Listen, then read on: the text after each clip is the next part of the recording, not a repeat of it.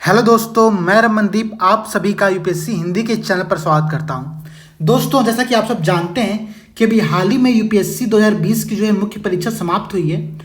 और अगर आप लोगों ने इस पेपर के प्रश्न पत्रों को देखा होगा तो आप लोगों को इस बात का आभास हुआ होगा कि चाहे वह निबंध का पेपर हो अथवा GS1, GS2, GS3, GS4 कोई पेपर हो, अगर आप लोगों का अभ्यास नहीं है तो आप लोग उत्तर लेखन नहीं कर सकते हैं।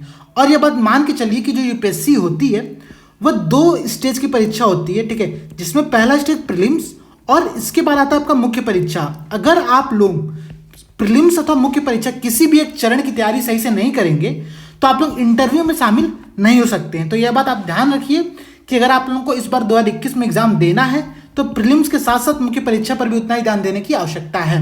और देखिए, मेरा एक बहुत ही अच्छा बहुत ही मोटिवेशनल कोट मैं इसको मानता हूँ, कहता हूँ कि मैंने कई बार इसका यूज भी किया है कि एक स्टेटमेंट है कि when you are not practising someone else is getting better. जब आप अभ्यास नहीं कर रहे हैं तो दूसरा कोई अभ्यास करके आपसे आगे निकल रहा है। तो हमको इस बात का ध्यान में रखना है और इसी बात को ध्यान में रखते हुए आप लोग जल्द से जल्द अपनी तैयारी को स्टार्ट कर दीजिए। प्रीलिम्स के एग्जाम में मात्र 5 महीने का समय बचा हुआ है, ठीक है, और इस 5 महीने के समय में आप लोगों को प्रीलिम्स और साथ साथ मेंस के उत्तर लेखन का अभ्यास करना होगा। दोस्तों, यह मैं मानता हूं कि स्वयं से उत्तर लेखन करना बहुत मुश्किल होता है और इसी बात को ध्यान में रखते हुए हमारे द्वारा सृजन का एक नया बैच स्टार्ट किया जा रहा है जो कि 1 फरवरी से स्टार्ट होगा। और आप लोग इस बैच को अवश्य ज्वाइन करिए सो दैट कि आप लोग में जो भी कमी है उत्तर लेखन की, या फिर अगर आप लोग नियमित उत्तर लेखन नहीं कर पा रहे हैं तो यहाँ पर आप उत्तर लेखन करिए और इसके साथ ही साथ वीडियो डिस्कशन के माध्यम से आप लोग अपने उत्तर की कंटेंटमेंट, जो आपका कंटेंट है उसमें कैसे इनिशमेंट किया जाए, इस बात को यहाँ पर समझने का प्रयास करिएगा। चलिए, इसी के साथ हम इस वीडियो को शुरुआत करते हैं। हम देखते हैं कि आज हम इस वीडियो में क्या करेंगे। तो जो हमारा अभी हाल ही में पेपर हुआ था USC09, ठीक है, जो कि अक्टूबर माह के करंट अफेयर्स का पेपर था। आज हम इस पेपर के प्रथम 25 प्रश्नों को देखने का प्रयास करेंगे और यह समझेंगे कि करंट अफेयर्स के प्रश्नों को हमको कैसे अटेम्प्ट करना है, ठीक है। तो चलिए शुरुआत करते हैं। सबसे पहले देखते हैं कि प्रश्न कौन कौन से आए हुए हैं। पहला प्रश्न क्या है? तो पहला प्रश्न जैसा कि लिखा हुआ है कि दक्षिण पश्चिम मानसून के संदर्भ में, ठीक है, इसका अर्थ यह है कि जो पहला प्रश्न दिया हुआ है साउथ वेस्ट मानसून के बारे में। हम सब जानते हैं कि जो भारत में मानसून होती है वो 2 प्रकार की होती है, ठीक है। पहली मानसून होती है, इसको हम नॉर्थ ईस्ट मानसून कहते हैं, और फिर होता है साउथ वेस्ट, ठीक है। और हम लोग जानते हैं कि जो भारत में मुख्यतः वर्षा होती है वह साउथ वेस्ट मानसून के कारण होती है, ठीक है। और नॉर्थ ईस्ट मानसून के कारण भारत में बहुत कम वर्षा होती है और कुछ इलाकों में, कुछ स्थान पर यह वर्षा देखने को हमको मिलती है, ठीक है। तो यह तो हो गया मानसून के प्रकार। अब प्रश्न देखिए क्या है। प्रश्न है कि साउथ वेस्ट जो मानसून है उसके संदर्भ में निम्नलिखित कथनों पर विचार करें। 2 कथन दिया हुआ है, ठीक है। पहला कथन क्या है कि कमजोर मानसून का मतलब सामान्य से आधे से कम बारिश है। दूसरा स्टेटमेंट है कि जोरदार मानसून का अर्थ है सामान्य से आधे से 3 गुना तक अधिक वर्षा। अब बात समझिएगा कि यह जो प्रश्न है बहुत टेक्निकल है, ठीक है। अगर आप लोगों को इसका आइडिया होगा कि IMD ने, भारत मौसम विज्ञान विभाग जो है, उसने कैसा वर्गीकरण किया है मानसून का, तो आप लोग इस प्रश्न का उत्तर देने में सक्षम होंगे। नहीं तो आप यहाँ पर देखिए कि तथ्य क्या है। IMD जो है वो मानसून को 4 क्लासिफिकेशन करता है, ठीक है। पहला करता है कमजोर मानसून, ठीक है, उसके बाद सामान्य मानसून, फिर सक्रिय मानसून और फिर जोरदार मानसून। तो ये 4 प्रकार का वर्गीकरण करता है। देखिए, सामान्य मानसून क्या होता है कि सामान्य से आधे से कम, ठीक है, और 1.5 गुना तक, इतना तक की जो वर्षा होगी उसको हम सामान्य मानसून कहेंगे, ठीक है। जैसे कि अगर मान लीजिए सामान्य कोई 100 है, 100 संख्या है, 100 क्वांटिटी को हम समान मान रहे हैं, तो 50 से लेकर के 1.5 गुना अर्थात 150 तक की जो वर्षा होगी वह सामान्य में आएगी। 50 से कम की जो वर्षा होगी वह कमजोर में आएगी। और सक्रिय मानसून क्या होता है? 1.5 गुना से लेकर के 4 गुना तक अधिक वर्षा, अर्थात 150 से लेकर के 400 सेंटीमीटर तक अगर वर्षा होगी तो सक्रिय मानसून में आएगा, और जब 400 से ज्यादा वर्षा होगी तो यह जोरदार मानसून में आएगा। यह मेरा मानक था। यहाँ पर मैंने यहाँ पर 100 को सामान्य माना था, IMD कुछ और मानता है, ठीक है। तो मैं समझाने के टर्म को यूज किया हूं। तो कमजोर, सामान्य, सक्रिय और जोरदार, यह 4 क्लासिफिकेशन करता है IMD मानसून का, ठीक है। जिसमें सामान्य, कमजोर मानसून कहता है कि सामान्य से आधे से कम वर्षा हो रही है। सामान्य मानसून क्या होता है कि आधे से कम और 1.5 गुना अधिक तक की जो वर्षा होती है। फिर 1.5 गुना अधिक से लेकर 4 गुना अधिक तक की जो वर्षा होती है उसको सक्रिय मानसून, और 4 गुना से ज्यादा जब वर्षा हो जाती है तो उसको हम जोरदार मानसून कहते हैं। यह है आईएमडी का क्लासिफिकेशन। तो यहां पर आप देख सकते हैं कि जो पहला स्टेटमेंट दिया हुआ था कमजोर मानसून के बारे में वह सही था, और जोरदार मानसून के बारे में जो कथन दिया हुआ था वह गलत था। ठीक है, तो इसका आंसर केवल ए सही होगा। ठीक है, चलिए अगला प्रश्न देखिए क्या है। अगला प्रश्न है मत्स्य संपदा योजना के बारे में। ठीक है, प्राइम मिनिस्टर मत्स्य संपदा योजना जो है, ठीक है, PMMSY के बारे में प्रश्न दिया हुआ है। प्रश्न क्या है, दो स्टेटमेंट है। पहला स्टेटमेंट है कि मत्स्य संपदा योजना का जो लक्ष्य है वह 2024-25 तक, ठीक है, मछली उत्पादन को 220 लाख टन तक बढ़ाना है। ठीक है, यह कथन दिया हुआ है। मैं बता दूं यहां पर अब यह कथन सही है। इस जो यह योजना, इसका लक्ष्य यही रखा गया था कि 2024-25 तक 220 लाख टन मत्स्य उत्पादन करना, साथ ही साथ, ठीक है, 1 लाख करोड़ रुपए तक का निर्यात करना है, और अगले 5 वर्षों की अवधि में मत्स्य पालन क्षेत्र में लगभग 55 लाख प्रत्यक्ष और अप्रत्यक्ष रोजगार के अवसर को सृजन करना है, पैदा करना है। ठीक है, तो इस प्रकार से आप देखिए जो सेकंड स्टेटमेंट है वह भी सही दिया हुआ है यहां पर, और जो इसका आंसर हो गया वह हो गया पहला और दूसरा दोनों कथन सही है। इस प्रकार से इसका आंसर हो गया सी। ठीक है, बहुत सिंपल प्रश्न है, बहुत बेसिक प्रश्न है, आप लोग इस बात को समझ गए होंगे। देखिए अगला प्रश्न जो है वह प्रश्न थोड़ा इंटरेस्टिंग है। ठीक है, मैं बताता हूं कैसे। प्रश्न दिया है सावंतवाड़ी खिलौने के बारे में। ठीक है, मैं आपको इसका बैकग्राउंड थोड़ा बताता हूं। यह प्रश्न अक्टूबर में आया था। ठीक है, 1 अक्टूबर से हम जो भारतीय पोस्ट व्यवस्था है इसका 151वां वर्ष मना रहे थे हम। ठीक है, 151 एनिवर्सरी मना रहे थे। ठीक है, तो इस समय इससे जस्ट पहले सितंबर माह में जब मोदी जी की मन की बात हो रही थी तो उसमें उन्होंने कहा कि कम एंड लेट्स प्ले, अर्थात भारत को एक आत्मनिर्भर भारत बनाने के लिए हम टॉयज इंडस्ट्री जो है, जो खिलौनों का जो व्यापार है, उसमें भारत को बहुत आगे ले जाएं, और इसी उद्देश्य कार्य करने के लिए मोदी जी ने प्रेरित किया था। तो इसी बात को ध्यान में रखते हुए जो पोस्ट विभाग है, ठीक है, उसने अपने 151वीं वर्षगांठ पर एक स्टैम्प पेपर जारी किया, मतलब स्टैम्प जारी करना शुरू किया। ठीक है, और उस पोस्ट कार्ड में जब पोस्ट कार्ड जारी किया इन्होंने, तो उन्होंने देश भर में से 12 खिलौनों को चूज किया और उनका एक पोस्ट कार्ड पर चित्र अंकित किया। तो इस प्रकार से 12 खिलौने जो ये हैं ये न्यूज में आए थे। और आप इस बात को ऐसे समझिए कि देखिए पहली बात समझिए कि टॉयज इंडस्ट्री का क्या यूज है। और हम समझते हैं कि खिलौना उद्योग तो बहुत ही छोटा उद्योग होगा, लेकिन इसका वैल्यू को समझिए। और ये जीएस के पेपर के लिहाज से बहुत इंपॉर्टेंट भी है कि जो टॉयज इंडस्ट्री है उसमें सबसे नंबर 1 पर है अभी यूएसए, ठीक है, और चाइना। देखिए चाइना और यूएसए में आपस में टक्कर चलती रहती है, और उसके बाद आता है भारत। ठीक है, तो भारत का स्थान तीसरा है यहाँ पर टॉयज इंडस्ट्री में। और इसी बात को ध्यान में रखते हुए भारत में मोदी जी ने कहा कि हम आत्मनिर्भर भारत बनने के लिए भारत की जो लघु उद्योग है, जो जिसमें एक खेल उद्योग बहुत ज़्यादा प्रसिद्ध उद्योग है, उसको हम एक बड़े लेवल पर वापस से रिक्रिएट करें। ठीक है, और इसी बात को ध्यान में रखते हुए ये जो पोस्ट कार्ड जारी किए गए उसमें इन खेलों के बारे में, इन खिलौनों के बारे में एक चित्र बना करके इसको लोगों की तरफ जागरूक करने का प्रयास किया गया। ठीक है, देखिए अगर आप लोग अभी खिलौने मार्केट में जाएंगे खिलौना खरीदने, तो आप समझते हैं कि आप कोई भी खिलौना उठाएंगे तो वह मेड इन चाइना लिखा रहता है। तो भारत में यह हाल हो चुका है कि भारत के पारंपरिक खिलौने विद्यमान है, उसके बावजूद हम उन खिलौने की तरफ नहीं जाते। हम एक चाइनीज मॉडल जो तकनीक का रिमोट कार, रिमोट हेलीकॉप्टर, इनका यूज करना चाहते हैं। ठीक है, तो इन्हीं सब बातों को ध्यान में रखते हुए यह पूरा प्रोग्राम चला था। और इसमें जो सावंतवाड़ी खिलौना है, जो कि महाराष्ट्र का एक बहुत ही फेमस खिलौना है, ठीक है, तो ये चर्चा में आया था, ये न्यूज में आया था। इसके अलावा बहुत से खिलौने थे। देखिए मैं यहाँ पर आप लोगों के लिए फिगर रखा हूँ, ठीक है, आप लोग ध्यान से देखिएगा। ये सारे खिलौने हैं, ठीक है, देखिए ये जितने भी डायग्राम आपको दिख रहे हैं ये सब पोस्ट कार्ड है, और इन पोस्ट कार्ड पर ये खिलौने यहाँ पर बने हुए हैं। तो इस प्रकार से 12 खिलौने थे। मैं आप लोगों को इसका जो पीडीएफ है वो ग्रुप में दे दूंगा, आप लोग देख लीजिएगा खुद से। ठीक है, यहाँ पर मैं 12 के बारे में तो आपको नहीं बताऊंगा, लेकिन ये देखिए ये सावंतवाड़ी खिलौना है। और ये जो खिलौना है ये महाराष्ट्र के सिंधुदुर्ग जिले के एक सावंतवाड़ी जगह है, वहां पर बनाया जाता है। वहां पर आम का जो पेड़ होता है उसकी लकड़ी से इस खिलौने का निर्माण किया जाता है।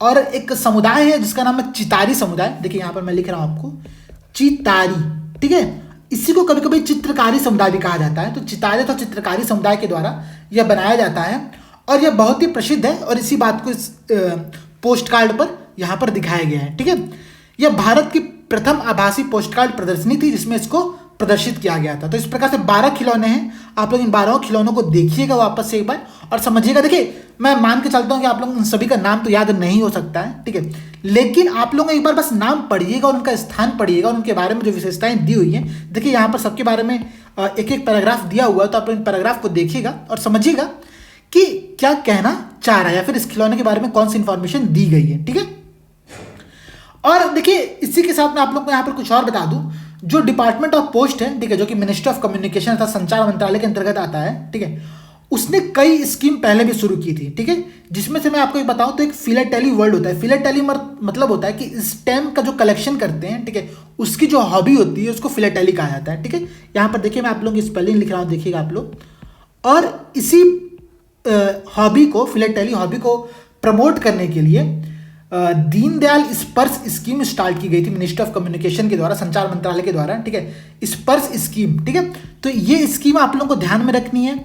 और यह प्रश्न कभी कभी पूछता भी है कि स्पर्श स्कीम किसके द्वारा शुरुआत की गई थी या फिर किससे संबंधित है। ठीक है, इसके साथ ही साथ पिछले माह का जो करंट अफेयर्स का टेस्ट हुआ था उसमें मैंने एक प्रश्न दिया हुआ था, जिसमें प्रश्न मैंने पूछा था कि 5 स्टार विलेज ये किसकी पहल है। ठीक है, तो 5 स्टार विलेज जो है वो डिपार्टमेंट ऑफ पोस्ट की एक पहल है। तो ये देख सकते हैं यहाँ पर डिपार्टमेंट ऑफ पोस्ट से संबंधित मैंने कुछ बातें आप लोगों को बताई है। ठीक है, ये वो हो गई। और रिसेंटली अगर आपने न्यूज़ देखा होगा, मैं कल ही न्यूज़ देख रहा था, तो कल या परसों की न्यूज़ में था कि टॉय कैथॉन एक शुरू हुआ है भारत में। ठीक है, जहां पर भारत के जितने भी पारंपरिक खेल हैं, खिलौने हैं, उनको प्रदर्शनी में लगाया जा रहा है। तो इस प्रकार से भारत के टॉय इंडस्ट्री को बड़े लेवल पर क्रिएट करने के लिए एक पूरा प्रोग्राम और पूरा एक कार्यक्रम को निर्माण किया गया, जिसमें एक सावंतवाड़ी खिलौना है जो कि महाराष्ट्र से संबंधित है। तो आप लोग इस बात को यहाँ पर देख सकते हैं। अगला प्रश्न देखिए क्या है।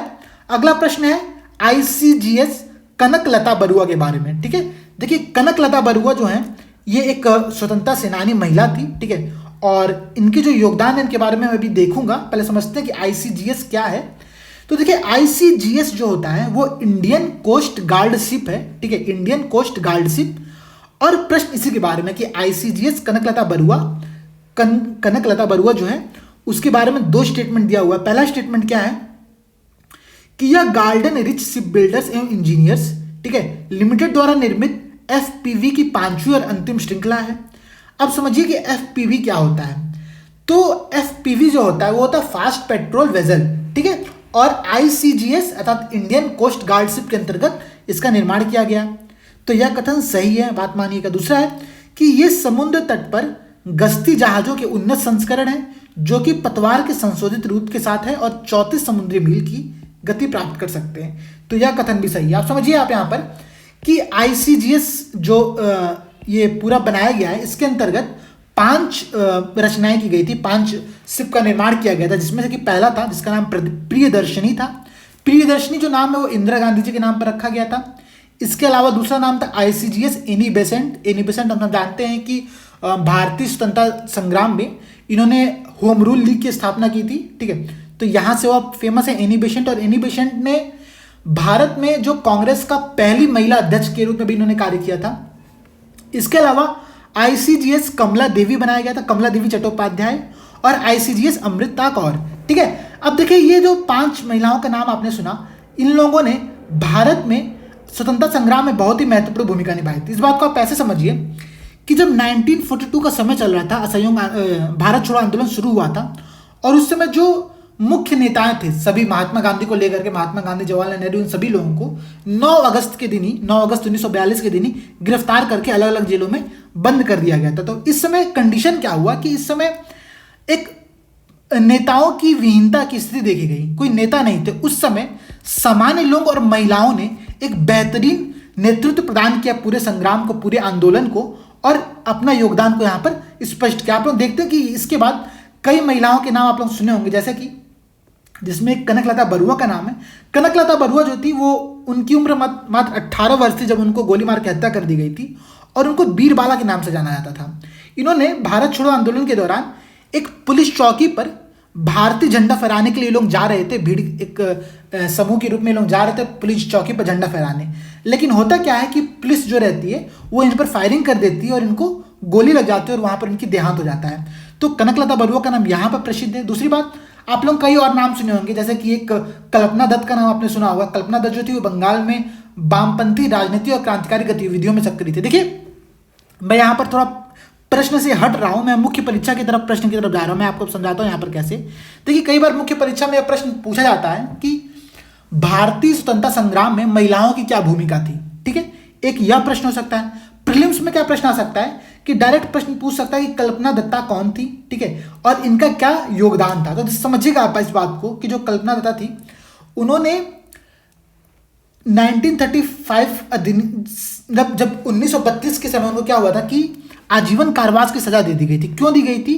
तो सूर्यसेन के नेतृत्व में इन्होंने चटगांव शस्त्रागार जो लूट हुआ था उसमें नेतृत्व दिया था और वहां पर शामिल हुई थी। इसके बाद लेकिन क्या होता है कि जब 1935 के बाद भारतीय नेता जिसमें कि रविन्द्रनाथ टैगोर, महात्मा गांधी, इन लोगों ने इनको वापस जेल से छुड़ाने में बहुत ही महत्वपूर्ण भूमिका निभाई थी। तो कल्पना था वो थी। इसके अलावा आप लोग जानते होंगे राजकुमारी अमृता कौर, ठीक है, राजकुमारी अमृता कौर जो थी वो पंजाब की थी और इन्होंने भारत छोड़ो आंदोलन में बहुत ही महत्वपूर्ण भूमिका निभाई थी 1932 में। आप लोग ध्यान समझिएगा यहाँ पर, देखिए ये सब फैक्ट आप लोग नोट कर सकते हैं, ये आप लोगों के आंसर बुकलेट में नहीं दिया हुआ है, ये मैं आप लोगों को एक्सटर्नल इन्फॉर्मेशन दे रहा हूँ जो कि प्रीलिम्स में और मेंस दोनों में ही काम आएगी।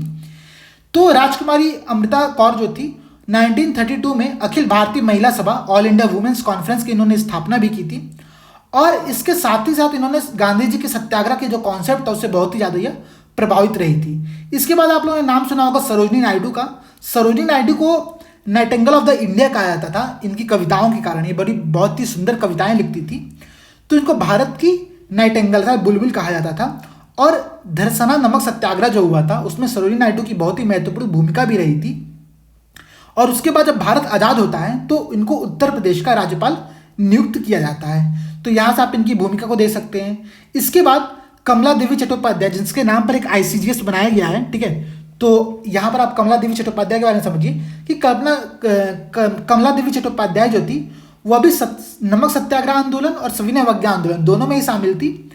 और जब भारत आज़ाद होता है तो उसके बाद नेशनल स्कूल ऑफ ड्रामा और craft council of the India की स्थापना में इन्होंने बहुत ही महत्वपूर्ण भूमिका को भी निभाया था, तो इनकी बहुत भूमिका को आप यहाँ पर देख सकते हैं। इसके बाद ऐसे कई नाम है, देखिए मैं सारे नाम नहीं ले सकता हूँ, लेकिन उषा मेहता जिन्होंने गुप्त रेडियो का संचालन किया था भारत छोड़ो आंदोलन के समय, उनको आप समझ सकते हैं। सुचिता कृपलानी जो थी उन्होंने व्यक्तिगत सत्याग्रह आंदोलन में भाग लिया था, उसके बाद भारत छोड़ो आंदोलन के टाइम में या भूमिगत होकर के इन्होंने प्रचार प्रसार करती रही।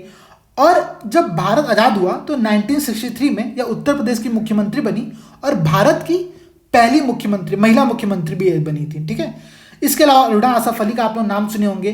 तो इस प्रकार से आप लोग देख सकते हैं कि जो महिलाएं थी इनका स्वतंत्रता संग्राम में बहुत ही महत्वपूर्ण भूमिका रहा। और मेरा बस यही उद्देश्य था यहाँ पर कि आप लोगों को एक मेंस के टॉपिक से और प्रीलिम्स के पॉइंट ऑफ व्यू से भी कुछ एक्सटर्नल इन्फॉर्मेशन दी जाए, जो कि मैंने यहाँ पर देने का आप लोगों को प्रयास किया है, ठीक है।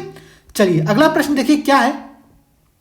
अगला प्रश्न है कि पाकुड़ शहद अथवा हनी जो है उसके संदर्भ में निम्नलिखित कथनों पर विचार कीजिए। पहला कथन है कि पाकुड़ शहद 100% प्राकृतिक शहद है जो कि मल्टी फ्लोरल और वन ताजा अर्थात वन फ्रेश है, ठीक है। और सेकंड स्टेटमेंट दिया कि यह नागा जनजातियों द्वारा इकट्ठा किया जाता है। समझिएगा पहला स्टेटमेंट सही है कि यह 100% प्राकृतिक शहद है, ठीक है, और मल्टी फ्लोरल और वन फ्रेश है, लेकिन यह नागा जनजातियों के द्वारा नहीं, यह झारखंड की जो संथाल जनजाति है उनके द्वारा इनका कार्य किया जाता है, उनको इकट्ठा किया जाता है, ठीक है। और ये जो शहद है इसमें कुछ बहुत ही अच्छे एंटीऑक्सीडेंट तत्व पाए जाते हैं जिसके कारण इसकी बहुत ही अच्छी भूमिका मानी जाती है। तो इस प्रकार से आप देख सकते हैं कि जो पाकुड़ शहद है इसका पहला कथन सही है और दूसरा कथन गलत है, ठीक है। अगला प्रश्न क्या है देखते हैं उसको हम लोग। अगला प्रश्न है रेज 2020 के बारे में। अब देखिए रेज 2020 क्या है, इस बात को आप ऐसा समझिए कि सूचना प्रौद्योगिकी मंत्रालय जो था उसने इस पहल की शुरुआत की थी नीति आयोग के साथ मिलकर के। और यहां पर मैं गैस वर्क समझाता हूं कैसे करना है। देखिए रेज 2020 जो लिखा हुआ है इसी में इसका आंसर छुपा हुआ है। कैसे?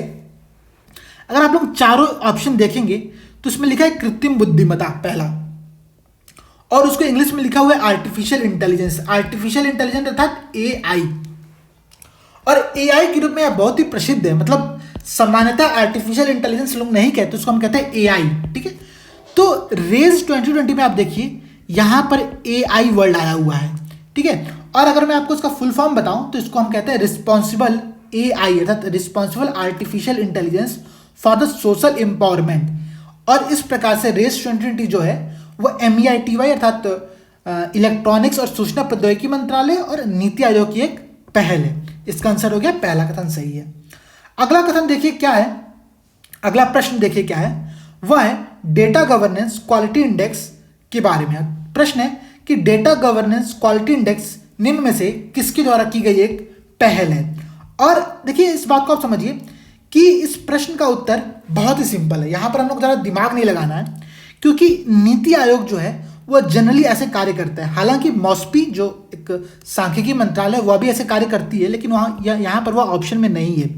तो जो नीति आयोग है वह राज्यों को अथवा मंत्रालयों को रैंकिंग प्रदान करने में बहुत महत्वपूर्ण भूमिका है उसकी, और इसी के तहत डेटा गवर्नेंस क्वालिटी इंडेक्स के माध्यम से नीति आयोग मंत्रालयों की एक रैंकिंग प्रदान कर रहा है। तो इसका आंसर हो गया 7वें का ए। अगला प्रश्न क्या है कि हाल ही में खबरों में देखा गया अभ्यास बोंगो सागर क्या है, और भारतीय नौसेना और निम्नलिखित में से किस देश की नौसेना के बीच यह है। देखिए जो बोंगो सागर है अभी इसका दूसरा संस्करण, सेकंड संस्करण शुरू किया गया, और यह बंगाल की खाड़ी में शुरू हुआ है। अर्थात आप समझ सकते हैं बोंगो सागर नाम से समझ में आ रहा होगा आप लोगों को, बांग्लादेश और भारत के मध्य में होने वाला एक सैनिक अभ्यास है, जिसमें कि पहला जो इसका संस्करण था 2019 में किया गया था, और जो सेकंड संस्करण है 2020 में अभ्यास बोंगो सागर बंगाली खाड़ी में संपन्न किया गया। अगला प्रश्न देखिए क्या है। अगला प्रश्न है कि भांग के पौधे अर्थात कैनबिस पौधे जिन्हों कहा जाता है, उनके संदर्भ में निम्नलिखित कथनों पर विचार करें। देखिए भांग के पौधे को प्रश्न अटेम्प्ट करना है हमको, यहाँ पर भांग के पौधे का सेवन नहीं करना है, ठीक है, इस बात को आप ध्यान समझिएगा। और एक बात और समझिए कि मेरे जो टीचर थे वो हमेशा क्या कहते थे कि प्रश्न को अटेम्प्ट करते समय भांग का सेवन करके अटेम्प्ट ना करें। तो इसका अर्थ यह है कि प्रश्न होशोहवास में पढ़ना चाहिए, ताकि कोई भी माइनर से माइनर मिस्टेक यहाँ पर हम लोग ना करें प्रश्नों को पढ़ने में, ठीक है। तो देखिए प्रश्न बड़ा इंटरेस्टिंग है। प्रश्न भांग के पौधे के बारे में, और कह रहा है कि भांग के पौधे अर्थात कैनबिस पौधे के संदर्भ में निम्नलिखित कथनों पर विचार करें। दो स्टेटमेंट दिया हुआ है। पहला स्टेटमेंट क्या है कि सीबीडी तेल कैनबिस पौधे का एक अर्क है, और सेकंड स्टेटमेंट है कि इसमें दो मुख्य सक्रिय पदार्थ कैनबिडियोल और सीबीडी सो कहा जाता है, ठीक है, CANNABIDIOL कैनबिडियोल, जिसको हम इंग्लिश शॉर्ट फॉर्म में सीबीडी कहते हैं, और डेल्टा 9 टेट्रा हाइड्रोकैनिबॉल या THC, ठीक है, ये इसके एक दो सक्रिय मुख्य पदार्थ हैं। अब समझिएगा यहाँ पर यह न्यूज़ में क्यों हो रहा है और इसका क्या पूरी घटना रही। तो 2020 का जो वर्ष था उसमें कई महत्वपूर्ण व्यक्तियों की मृत्यु हो गई, देहांत हो गया, और उसमें एक बहुत ही प्रसिद्ध अभिनेता का नाम शामिल है, इसका नाम है इरफान खान। और इरफान खान की जो मृत्यु हुई वह कैंसर के कारण हुई थी। तो जब इनकी मृत्यु हुई तो जो इनकी पत्नी है सुतापा सिकंदर, उन्होंने सरकार से अपील की कि कैंसर के इलाज के लिए सीबीडी तेल जो है, सीबीडी ऑयल जो है, उसकी क्षमता को भारत में वैध बनाने के लिए कार्य किया जाता है, जिसको वैध बनाया जाए, लीगल बनाया जाए। भैया भारत में लीगल नहीं है। तो एक घटना ये रही। दूसरी घटना क्या थी कि आप लोगों ने देखा होगा पिछले कुछ महीनों में जब सुशांत सिंह राजपूत की मृत्यु हुई, उसके पश्चात बॉलीवुड में नारकोटिक्स डिपार्टमेंट का बड़ी छापे पड़े और बहुत ही चीज़ें सामने आई, न्यूज़ में आई। उसी में एक न्यूज़ आया कि रिया चक्रवर्ती जो थी, उन्होंने सुशांत सिंह राजपूत की जब मृत्यु नहीं हुई थी उस समय दर्द निवारक के रूप में इस सीबीडी तेल का उपयोग करने के लिए उनको दिया था, ठीक है। अब समझिएगा कि यह सीबीडी तेल होता क्या और उसका इतना यूज़ क्यों हो रहा है, या फिर भारत में इलीगल क्यों है।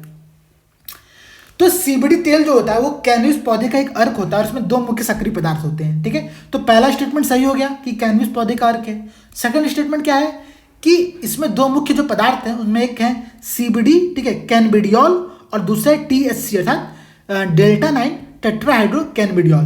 अब ये जो दोनों अर्क हैं इसमें होता क्या है कि जो कैनबिस के कारण जो नशा चढ़ता है वो दरअसल THC अर्थात डेल्टा 9 टेट्राहाइड्रोकैनबिडियोल के कारण होता है, और सीबीडी में किसी प्रकार का नशा नहीं होता। जो नशा होता है वो THC में होता है, ठीक है। और सीबीडी का उपयोग करने को कैंसर के इलाज के लिए कहा जा रहा है। दरअसल जो सीबीडी होता है वह दर्द और चिंता को कम करने में उसकी बहुत ही महत्वपूर्ण भूमिका देखी गई है। हालांकि यह अभी साइंटिफिकली प्रूव्ड नहीं है, ठीक है। यह सिजोफ्रेनिया के साथ साथ मिर्गी जैसे कुछ बीमारियों में भी मानसिक लक्षणों को कम करने में योगदान रखता है, और इसकी बहुत भूमिका देखी गई है, ठीक है। लेकिन कोई पर्याप्त मजबूत वैज्ञानिक सबूत नहीं है, जिसके कारण से अभी इसको भारत में लीगल नहीं किया गया है। तो यह सब पूरी घटना थी, और इस कारण से यह पूरा न्यूज़ में रहा था। आप लोग यहाँ पर देख सकते हैं।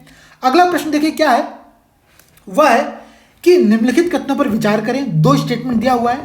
पहला स्टेटमेंट क्या है कि नेट शून्य एक ऐसी स्थिति है जिसमें देश के उत्सर्जन को वायुमंडल से ग्रीन हाउस गैसों को हटाकर अथवा उनका अवशोषण करके बराबर किया जाता है। अब देखिए, समझिए बात को कि अभी अगर आप लोगों ने न्यूज़ देखा होगा पिछले कुछ महीनों में, तो आप लोगों ने ये बात समझा होगा कि यूरोपीय संघ, यूरोपीय यूनियन जो है, उसने 2050 तक खुद को नेट शून्य उत्सर्जन की स्थिति में लाने के लिए कहा था। और इसी के बाद चाइना ने, जो कि ग्रीन हाउस गैसों का सबसे बड़ा उत्सर्जक है, उसने 2060 तक अपने आप को नेट न्यूट्रल अर्थात नेट शून्य करने के लिए कहा है कि हम ग्रीन हाउस गैसों के जो उत्सर्जन है उसमें नेट शून्य की स्थिति को प्राप्त कर लेंगे। तो नेट शून्य क्या होता है, इस बात को समझिए। नेट शून्य अर्थात क्या होता है कि अगर मान लीजिए मैं क्वांटिटी ले रहा हूं, आपने 100 क्वांटिटी ग्रीन हाउस गैस का उत्पादन किया है और इसके बाद आप क्या कर रहे हैं कि 100 क्वांटिटी में ग्रीन हाउस गैस का अवशोषण कर रहे हैं अथवा इसमें कमी ला रहे हैं, तो यहां पर क्या होगा कि तो इसमें क्या होगा कि नेट शून्य की स्थिति को हम यहां पर प्राप्त कर सकते हैं। तो यह कंडीशन होती है कि नेट शून्य अर्थात क्या होता है कि कुछ हमने उत्सर्जन किया और उसके बाद हम कुछ अवशोषण करके एक शून्य का कंडीशन प्राप्त कर रहे हैं। तो नेट शून्य स्थिति उसको हम कहते हैं कि जितना हमने उत्सर्जन किया उसके बाद उसका हम कुछ अवशोषण करें या फिर उसमें कुछ कमी करके उस गैस को हटा करके हम नेट शून्य की स्थिति को प्राप्त कर लेते हैं। और चाइना ने अभी हाल ही में अपने आप को 2060 तक नेट शून्य की स्थिति में लाने के लिए कहा है और चाइना ग्रीन हाउस गैस का सबसे बड़ा उत्सर्जक है। और इसी बात के लिए यह जो पूरी भूमिका है बहुत ही महत्वपूर्ण हो जाती है कि एक बहुत बड़ा गैस जो ग्रीन हाउस गैस का उत्सर्जक है वो अपने आप को ऐसी कंडीशन के लिए बाध्य कर रहा है या फिर मान रहा है अपने ऊपर।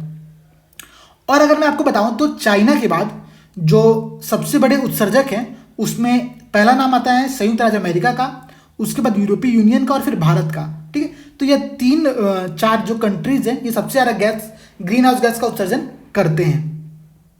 अगला प्रश्न देखिए क्या है। अगला प्रश्न है अटल टनल के बारे में, अटल सुरंग के बारे में। अब प्रश्न क्या है कि विश्व की सबसे लंबी राजमार्ग सुरंग जिसका नाम है अटल सुरंग का निर्माण निम्नलिखित में से किस में बनाई गई, किस श्रेणी में उसका निर्माण किया गया है।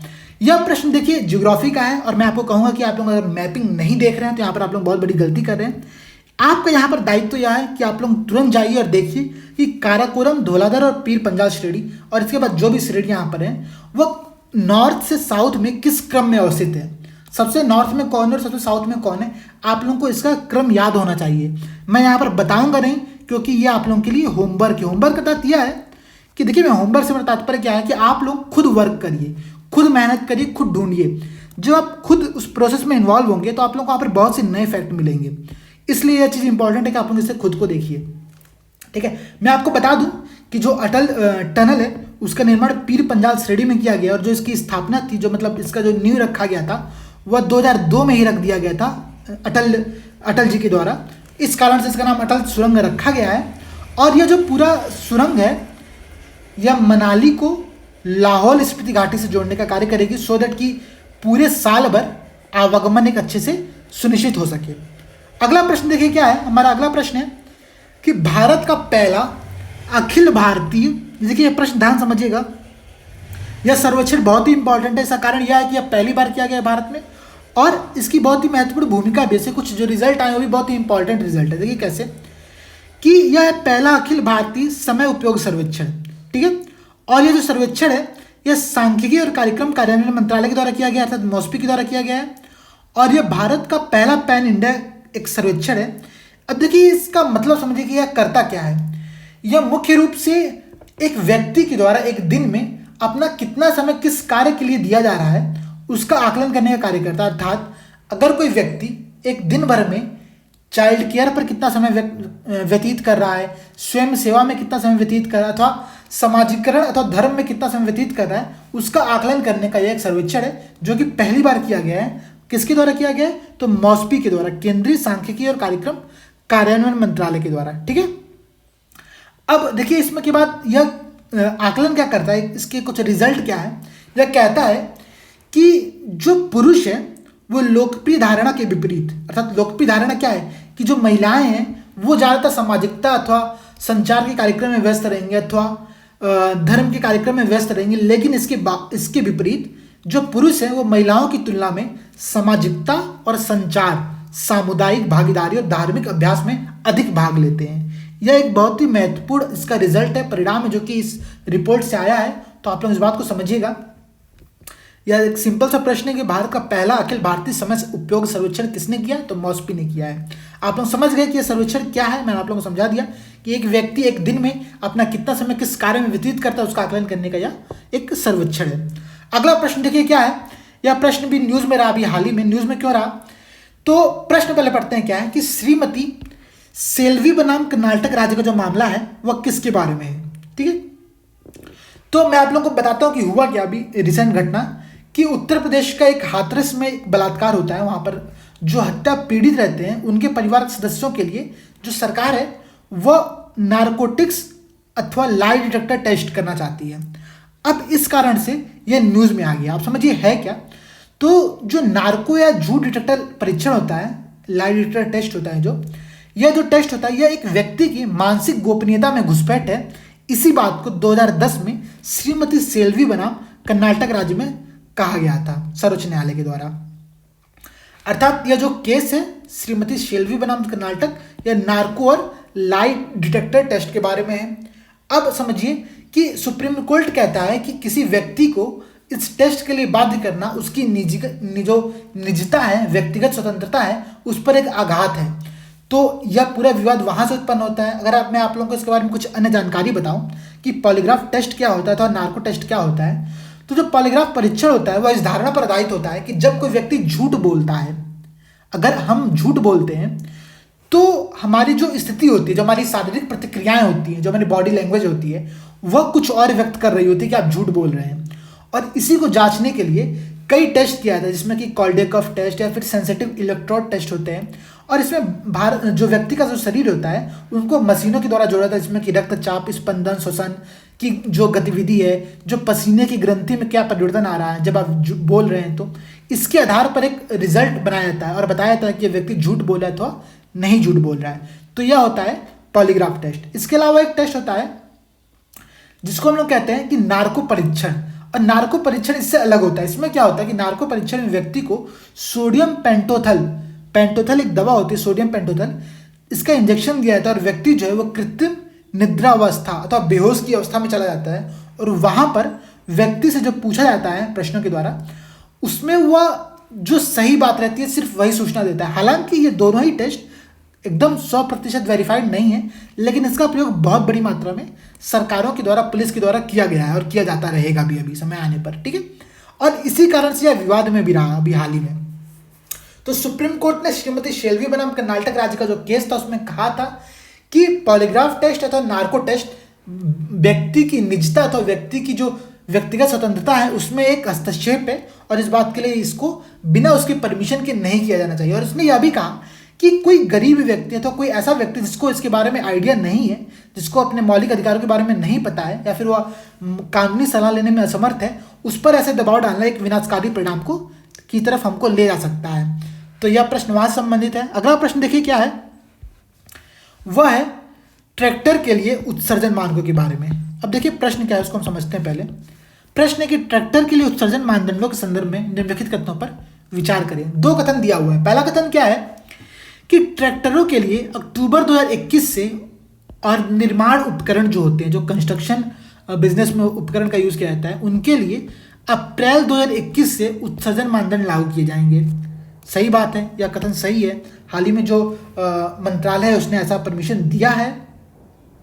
ठीक है, सड़क परिवहन और राजमार्ग मंत्रालय। इसके बाद आप समझिए कि केंद्रीय मोटर वाहन नियम 1989 में संशोधन हुआ है, उसमें कृषि मशीनरी जैसे कि कृषि ट्रैक्टर, पावर टिलर और संयुक्त हार्वेस्टर और निर्माण उपकरण वाहनों के लिए अलग अलग उत्सर्जन मानदंड निर्धारित किए गए हैं। सही बात है, इनके लिए जो BIS का जो मानदंड होता है उसके अलग एक मानदंड बनाए गए हैं। तो यह कथन भी यहाँ पर सही है। इस प्रकार से इसका दोनों ही कथन सही है। अगला प्रश्न देखिए क्या है, वह भी बड़ा इंटरेस्टिंग, आप लोगों ने इसके बारे में जरूर सुना होगा। देखिए एक बात समझिए, मैं पहला प्रश्न पढ़ता हूँ क्या है कि कीटोजेनिक आहार के संदर्भ में निम्नलिखित कथनों पर विचार करिए। अब देखिए कीटोजेनिक आहार, मैं आपको गारंटी के साथ कह सकता हूँ कि हर दूसरा व्यक्ति ने कीटोजेनिक आहार के बारे में जरूर सुना होगा। नहीं सुना होगा तो हम सब, हर व्यक्ति डाइटिंग करना चाहता है आज के ज़माने में। आज का ज़माना है, आज का जो समय है उसमें हर व्यक्ति डाइटिंग करना चाहता है। और जब भी आप डाइटिंग के बारे में देखते हैं या फिर सर्च करते हैं गूगल पर या फिर कुछ समझने का प्रयास करते हैं, तो आपको हजारों रेसिपी, हजारों तरीके बताए जाते हैं कि आप इन चीज़ों को फॉलो करिए तो आप डाइटिंग या फिर अपना जो वेट लॉस है उसको कर सकते हैं।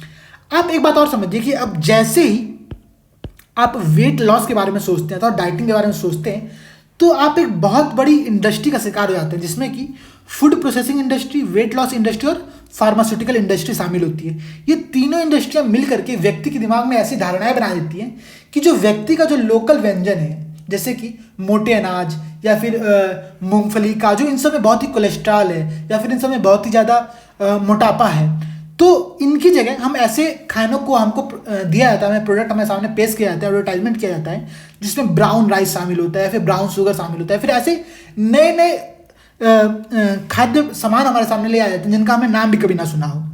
और इस प्रकार से इसी के तहत एक कीटोजेनिक डाइटिंग एक प्रोसेस होता है, जिसमें डाइटिंग करने के लिए लोगों को एक तरीका बताया जाता है कि आप यह चीज़ का सेवन करिए तो आप डाइटिंग ज़्यादा कर सकते हैं। ठीक है, ये न्यूज़ में क्यों रहा, तो अभी 27 वर्षीय एक मिष्टी मुखर्जी नामक एक अभिनेत्री थी जिनका बेंगलुरु में निधन हो गया।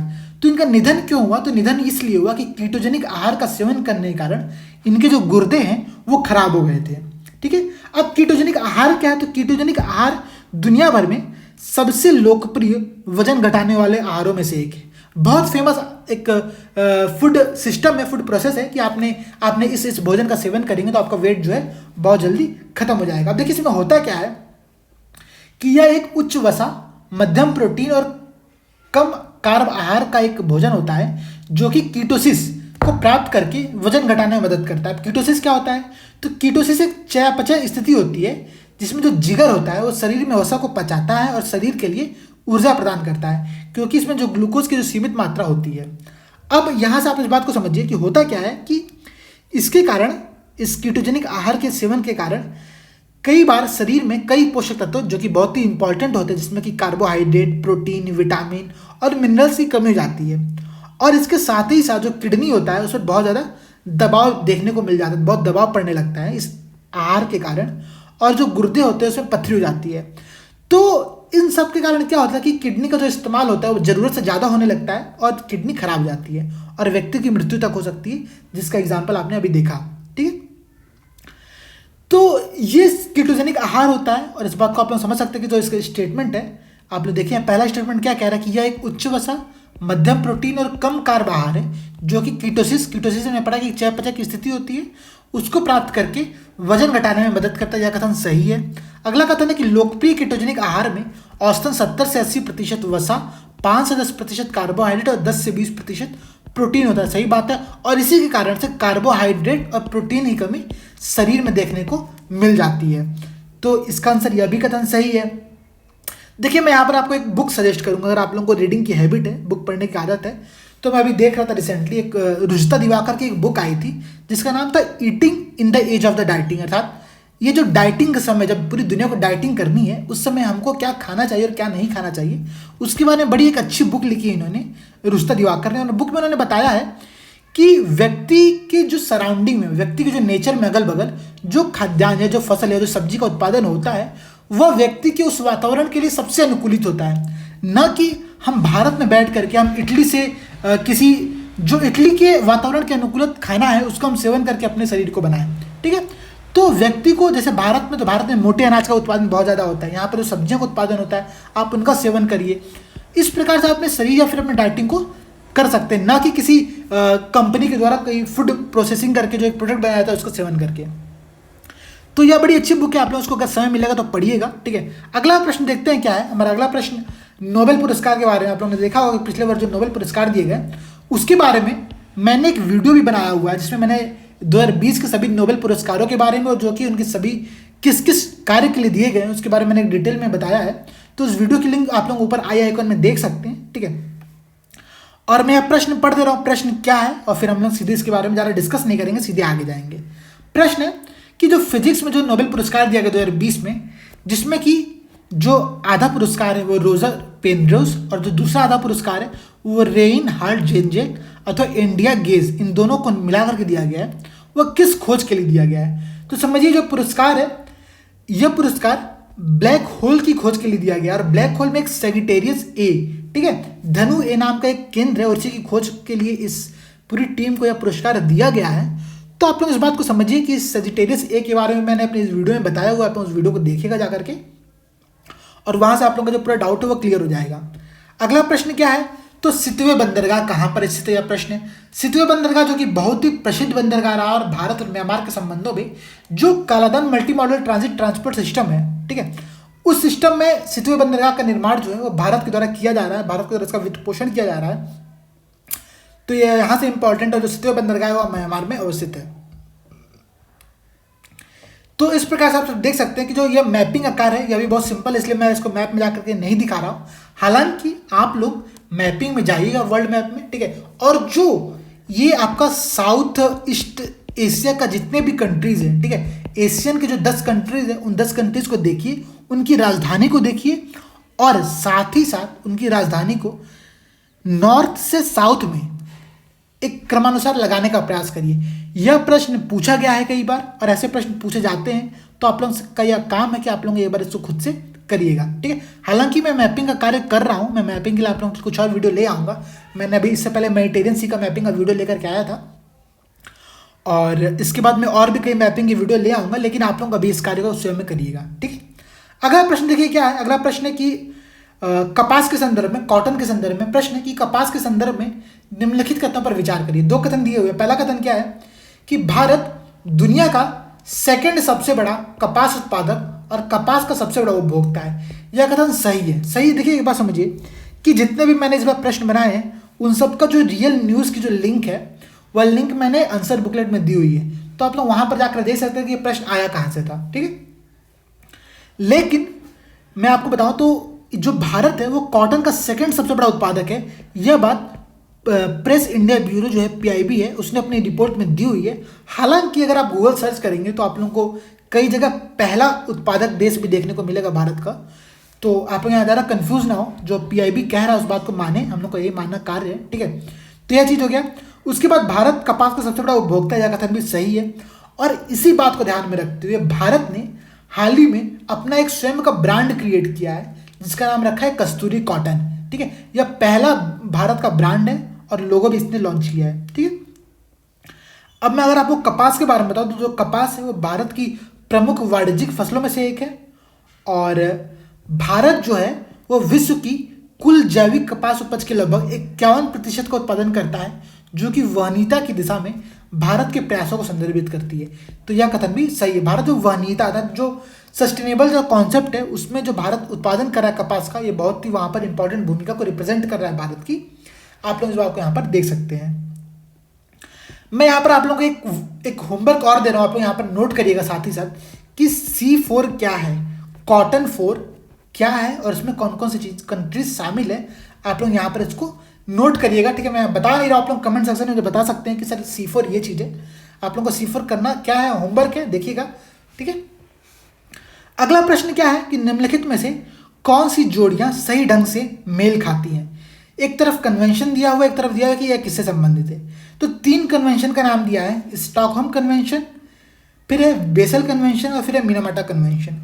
तो देखिए मिनामाटा जो है वह एक स्थान है और जो कि जापान के पास स्थित है, आप लोग यहाँ पर देख सकते हैं, मतलब मैपिंग में देख सकते हैं, और इसी के तहत इसका नाम रखा गया मिनामाटा कन्वेंशन। और यह जो है मरकरी के नियंत्रण से संबंधित एक कन्वेंशन है।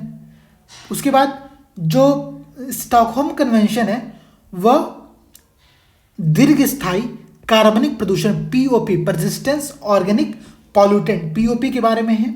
और जो बेसल कन्वेंशन है वह खतरनाक कचरे के ट्रांस बाउंड्री मूवमेंट के बारे में है। तो जो पहला और दूसरा है वो इंटरचेंज दिया हुआ, तो ये दोनों गलत है, सिर्फ तीसरा सही है, तो इसका आंसर हो गया ए, ठीक है।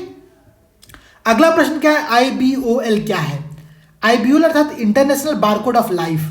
IBOL क्या है, तो इसके बारे में 4 चीज़ें दी हुई हैं, आप लोगों को ये बात कैसे समझ में आएगी। तो अभी हाल ही में क्या हुआ, केंद्रीय पर्यावरण मंत्रालय का जो जियोलॉजिकल सर्वे ऑफ इंडिया एक संस्था है, उसने कनाडा के एक नॉन प्रॉफिट ऑर्गेनाइजेशन जिसका नाम IBOL अर्थात इंटरनेशनल बारकोड ऑफ लाइफ है, उसके साथ एक समझौता किया है। और यह करता क्या, तो यह DNA बारकोडिंग का कार्य करता है, सो दैट हम किसी भी प्राकृतिक संसाधन या प्रजाति का संरक्षण कर सके, उसके तहत इसकी एक पहल है। तो इसका आंसर आप लोग देख सकते हैं कि कनाडा में स्थित एक जैव विविधता के क्षेत्र में एक अनुसंधान गठबंधन है जिसने अभी ZSI के साथ एक समझौता ज्ञापन पर हस्ताक्षर किया है। ठीक है, अगला प्रश्न है विरोध का अधिकार, राइट टू प्रोटेस्ट के बारे में। और ये न्यूज में क्यों रहा था, आप लोग जानते हैं कि पिछले वर्ष क्या हुआ, जब कोरोना से पहले का समय चल रहा था तो CAA के विरोध में एक बहुत बड़ी मात्रा में प्रदर्शन हो रहे थे सार्वजनिक स्थानों पर, जिसमें जो दिल्ली का शाहीन बाग है वो बहुत ज़्यादा न्यूज़ में रहा। और आप लोगों ने देखा होगा कि इसके कारण से जो वहाँ की लोकल जनता थी, जो वहाँ पर रहने वाले निवासी थे, उन लोगों को बड़ी ज़्यादा दिक्कतों का सामना करना पड़ा, क्योंकि सार्वजनिक स्थान, सार्वजनिक रास्तों को ब्लॉक कर दिया गया था इस आंदोलन के द्वारा, इस विरोध प्रदर्शन के माध्यम से। इस वजह से इन लोगों ने कोर्ट में अपील दायर की और कोर्ट ने फैसला क्या किया, कोर्ट ने कहा, सॉरी दोस्तों, बस चलिए हम शुरुआत करते हैं फिर से। तो सुप्रीम कोर्ट ने क्या कहा कि विरोध के लिए सार्वजनिक स्थानों पर कब्जा करना स्वीकार्य नहीं है। ठीक है, अब देखिए उसका कहना क्या है कि आप विरोध करिए, विरोध करना आपका मौलिक अधिकार है, सही बात है, लेकिन आप किसी सार्वजनिक स्थान पर कब्जा करके अनिश्चित काल तक के लिए कब्जे पर वहां पर नहीं बैठ सकते, क्योंकि इससे पब्लिक ट्रांसपोर्ट को, सार्वजनिक लोगों को बहुत ज़्यादा दिक्कत होती है। अर्थात अगर आपको समझिएगा, यहाँ से जो संविधान की बहुत महत्वपूर्ण इंपॉर्टेंट बात है कि अगर आप लोगों को मौलिक अधिकार दिया गया है, इसके साथ ही साथ आप लोगों पर एक प्रतिबंध भी लगाए गए, कुछ युक्त प्रतिबंध जो लगाए गए वह भी आवश्यक है, और इसके साथ ही साथ कुछ कर्तव्य भी आप लोगों के लिए निर्धारित किए गए संविधान के द्वारा। तो शांतिपूर्ण विरोध प्रदर्शन आप कर सकते हैं, लेकिन सार्वजनिक स्थान पर कब्जा करके नहीं। तो इस पूरे कॉन्सेप्ट का यह मतलब था। मैं प्रश्न के स्टेटमेंट को देखता हूं कि प्रश्न का स्टेटमेंट क्या है। पहला स्टेटमेंट दिया है कि सर्वोच्च न्यायालय ने कहा कि विरोध के लिए सार्वजनिक स्थानों पर कब्जा करना स्वीकार्य नहीं है और इस तरह के स्थान पर अनिश्चित काल तक कब्जा नहीं किया सकता। तो यह सही बात है। अगला स्टेटमेंट है कि निर्णय ने एक कानून के खिलाफ शांतिपूर्ण विरोध के अधिकार को बरकरार रखा। अर्थात यह CAA की बात कर रहा है कि CAA के खिलाफ जो आप विरोध प्रदर्शन कर रहे हो सही है, करिए, लेकिन यह स्पष्ट कर दिया कि सार्वजनिक रास्तों और सार्वजनिक स्थान पर कब्जा नहीं किया सकता है, और वह भी अनिश्चित काल तक के लिए। ठीक है, तो यह बात यहां से सही होगी। तो इसका आंसर होगा दोनों ही कथन सही है। अगला प्रश्न क्या है कि रसायन विज्ञान में नोबेल पुरस्कार 2020 जो है वह किस बात के लिए दिया गया, और उसके बारे में 2 स्टेटमेंट दिया हुआ है। तो देखिए मैंने आप लोगों को इसका वीडियो भी बनाया हुआ है, उसी वीडियो में शामिल है जहां पर मैंने नोबेल पुरस्कार 2020 के बारे में सही से बताया हुआ है।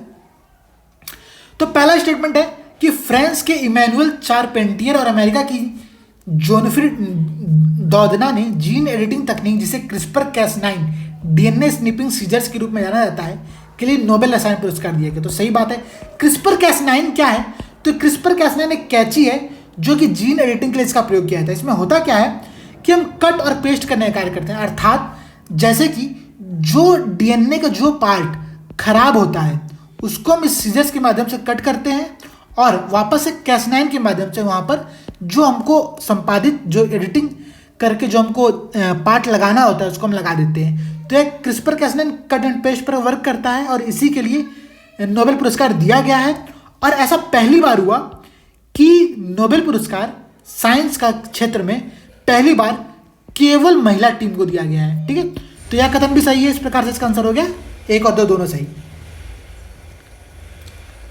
अगला प्रश्न है कि poverty and the shared prosperity 2020 reversals of the Fortune, अर्थात गरीबी और साझा समृद्धि 2020 रिवर्सल ऑफ द फॉर्च्यून जो है वह किसके द्वारा प्रकाशित किया गया है।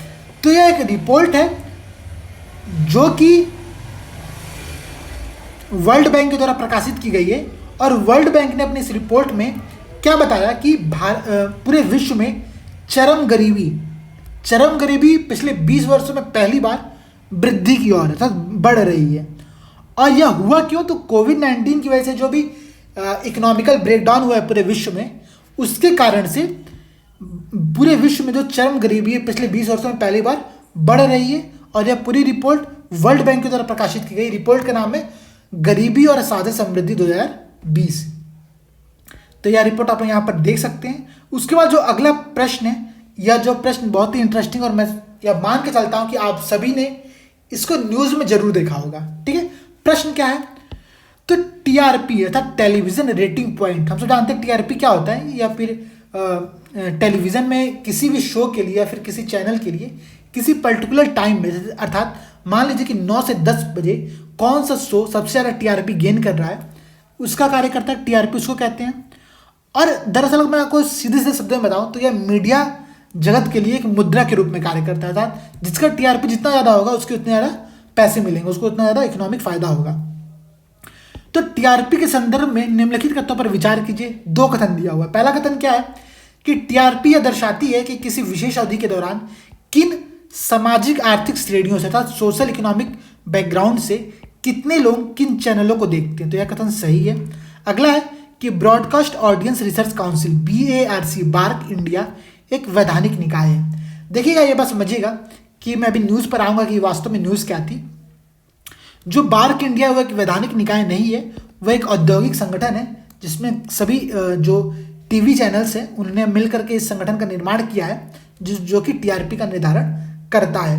अब देखिए न्यूज़ में क्यों आ रहा है ये पूरी घटना, तो आप लोगों ने जाना होगा, आप लोगों ने समझा होगा कि पिछले अगर 2-3 दिन की पहले की मैं बात आऊँ तो अर्णव गोस्वामी जो कि रिपब्लिक टीवी के संपादक हैं, वो और बार्क के पूर्व CEO जो थे पार्थ दास गुप्ता, शायद उनका नाम था कुछ ऐसे, तो बार्क के पूर्व CEO और रिपब्लिक इंडिया टीवी के जो संपादक थे, इनके बीच में व्हाट्सएप चैट जो है वो लीक हुई और यह सोशल मीडिया में आपने हर जगह देखी होगी।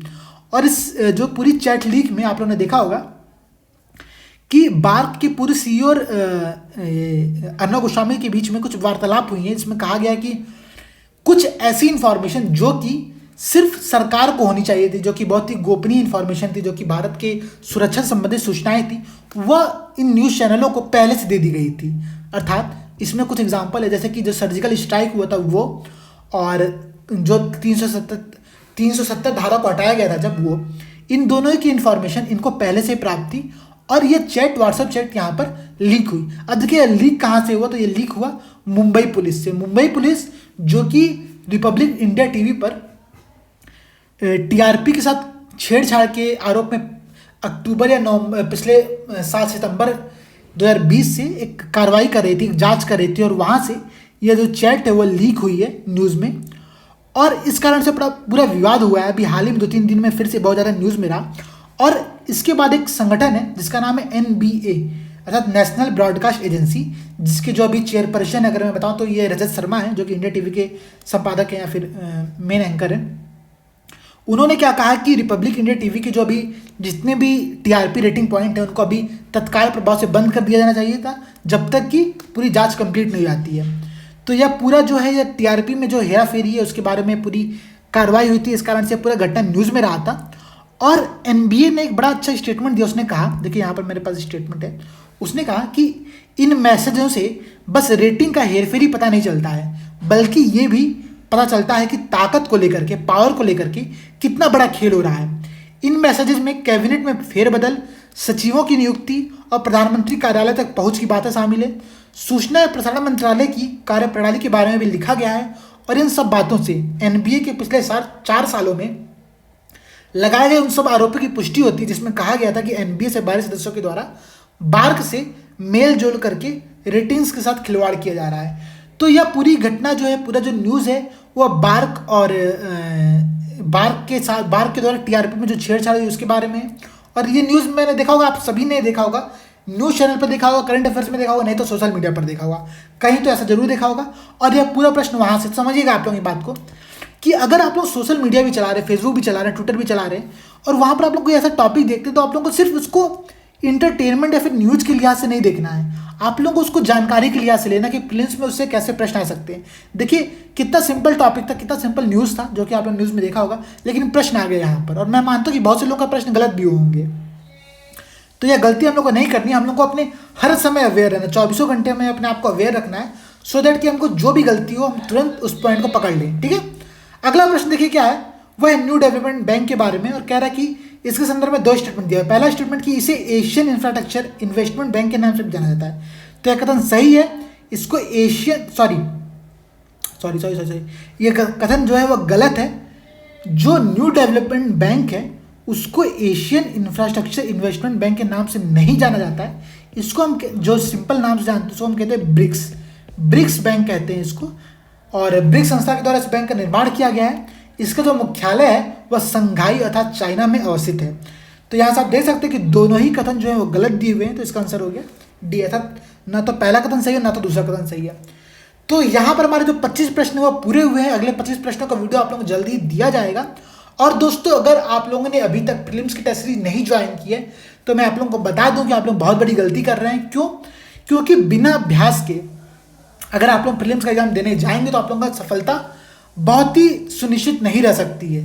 अभ्यास व्यक्ति को परफेक्ट बनाता है। अभ्यास करना हमारे लिए इतना आवश्यक है कि जब हम अभ्यास करते हैं तो वहाँ पर आप गेस वर्क सीखते हैं, वहाँ पर आप सीखते हैं कि आप एग्जाम में उस पॉइंट को कैसे सोचते हैं, या फिर आपका जो अप्रोच होता प्रश्न को लेकर के वो कैसा होता। यह पूरा अप्रोच है, यहाँ पर आप लोग इस बात को समझिए। और दोस्तों, अगर आप लोग टेस्ट दे रहे हो और नंबर आप लोगों के अभी भी कम आ रहे हैं तो बिल्कुल घबराने की बात नहीं है। घबराने की बात क्यों नहीं है? क्योंकि आप लोग एटलीस्ट बैटिंग कर रहे हैं, आप लोग अभी टिके हुए हैं क्रीज पर, आप लोगों को पूरे टिके रहना है। और मैं आप लोगों को दावा देता हूं कि अगर आने वाले 5 महीनों में आप लोग लगातार इसी प्रकार से सभी प्रश्न पत्र को अटेम्प्ट करेंगे और पेपर देंगे तो यह सुनिश्चित है कि अंतिम समय आने तक, अर्थात एग्जाम के समय से पहले आप लोगों के जो स्कोर है वो बहुत ज़्यादा इंप्रूव कर जाएंगे। हालांकि इसके लिए आप लोग कुछ मेहनत करने पड़ेंगे, कुछ साइड वर्क करने पड़ेंगे, जैसे कि गेस वर्क में सुधार करिए, रिवीजन बहुत ज़्यादा करिए और शॉर्ट नोट्स बनाते रहिए।